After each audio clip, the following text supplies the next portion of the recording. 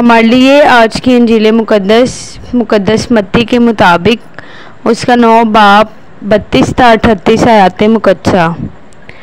और जिस वक्त वो बाहर निकले, देखो लोग एक सेब ज़दा गूंगे को उसके पास लाए, और जब बदबू निकाली गई तो गूंगा बोला। और लोगों ने ताजुब करके कहा कि इस्राएल में कभी ऐसा नहीं देखा गया। मगर फरीसियों ने कहा कि ये तो बदरूहों के सरदार की मदद से बदरूहों को निकालता है। और यीशु सब शहरों और गांवों में फिरता रहा और उनके इबादत खानों में तालीम देता और बादशाही की खुशखबरी की मुनादी करता और हर बीमारी और कमज़ोरी दूर करता रहा। और जब उसने हजूम को देखा तो उसे उस पर तरस आया, क्योंकि वो उन भेड़ों की मानित जिनका चरवाहा ना हो, खस्ता हाल और परागंदा था।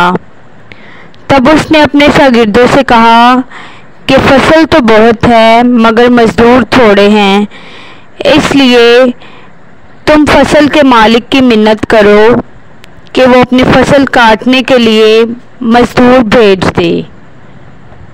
पाक कलाम के पढ़े और सुने जाने पर खुदावंद की बरकत हो। खुदावंद का शुक्र हो। अजीज़ मोमिनीन, मैं brother Irfan Christ OP Saint Dominic's Priory Bahawalpur से आज की पूर्व मसरत सुबह आप सबके साथ खुदाम यीशु अल मसीह का जिंदा और जावेद कलाम बांटने के लिए हाजिर हुआ हूँ। मसीह खुदावंद में मेरे अजीज़ भाई और बहनों, आज की पहली तिलावत हमने होशिया नबी की किताब में से सुनी है। होशिया नबी का शुमार अंबिया सुगरा में होता है। होशिया नबी का ताल्लुक जनूबी सल्तनत इसराइल से था और ये काहनों के घराने से ताल्लुक रखता था। होशिया नबी ने माशरती, अखलाकी और मजहबी बुराइयों के खिलाफ आवाज़ बुलंद की। खुदा के अहद से बरगश्तगी, उससे बेवफाई और समाजी नाइंसाफ़ी होशिया की किताब के ख़ास मौज़ूआत हैं। आज की पहली तिलावत में भी हम यही सुनते हैं।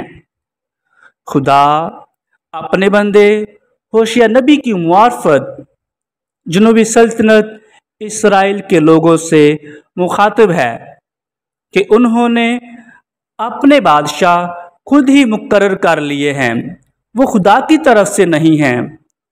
उन्होंने अपने सरदार खुद ही बना लिए हैं जिन्हें खुदा नहीं जानता। और वो सरदार कौन से हैं, वो आका कौन से हैं उनके?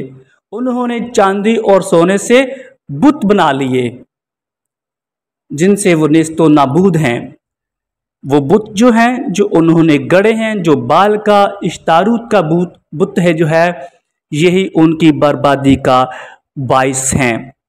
मेरे अजीज़ों, सामरा के लोग जो सामरी हैं, खुदा ने उनके बछड़ों को रद्द कर दिया है क्योंकि वो खुदा की नाराज़गी का सबब बने हैं। उन्होंने खुदा से बेवफाई की है, खुदावंद को छोड़ दिया है, खुदावंद को ठुकरा दिया है। किस वजह से? वो खुदा जो उन्हें मुल्क मिस्र से लेकर आया, मिस्र की गुलामी से छुड़ाया, वादा की सरजमीन में लेकर आया, उन्होंने खुदावंद के साथ बेवफाई की, खुदावंद के वादा को तोड़ा, खुदावंद के अहद को तोड़ा।